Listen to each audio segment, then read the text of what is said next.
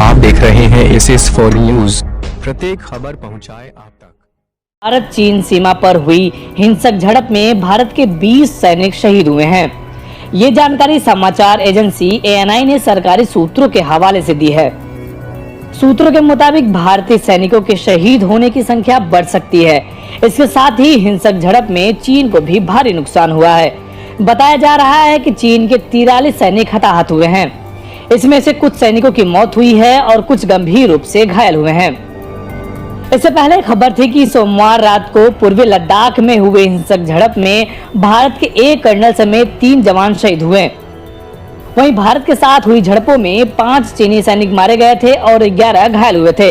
हालांकि इसे लेकर चीन की ओर से कोई आधिकारिक पुष्टि नहीं हुई है। ग्लोबल टाइम्स, जो चीन की एक सरकारी अखबार है, उसने ट्वीट कर ये जानकारी दी थी। इसके बाद ग्लोबल टाइम्स के एडिटर इन चीफ ने लद्दाख में भारतीय सेना की ओर से निर्माण कार्य किया जा रहा है, जिसको लेकर चीन ने आपत्ति जताई है। चीन का दावा है कि भारत उसके इलाके में निर्माण कर रहा है। पैंगोंग त्सो में हिंसक झड़प के बाद 5 मई से ही भारत और चीन की सीमा के बीच गतिरोध चल रहा है।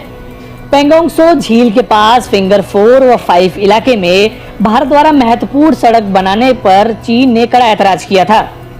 इसके अलावा गलवान घाटी में दरबुग शायोग दौलत बेग ओल्डी रोड को जोड़ने वाली सड़क पर भी चीन ने आपत्ति जताई थी। आसानी से हो जाएगा, लेकिन चीनी पक्ष इस सहमति से हट गया कि गलवान घाटी में लाइन ऑफ एक्चुअल कंट्रोल का सम्मान किया जाना चाहिए। सोमवार रात की झड़प के बारे में उन्होंने बताया कि 15 जून की देर शाम और रात को एक हिंसक झड़प हुई।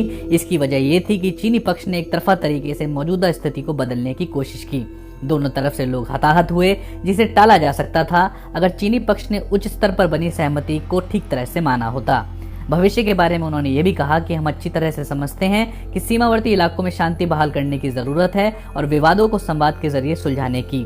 इसके साथ ही हम भारत की संप्रभुता और उसकी अखंडता के लिए पूरी मजबूती के साथ प्रतिबद्ध हैं। दूसरी तरफ चीन ने भारत पर आरोप लगाया है कि वो यथास्थिति को बदलने की कोशिश कर रहा है और उसे उकसावे की कार्रवाई से बचना चाहिए। हालांकि चीन ने अब तक ये नहीं बताया है कि SS4 न्यूज चैनल को लाइक, शेयर और सब्सक्राइब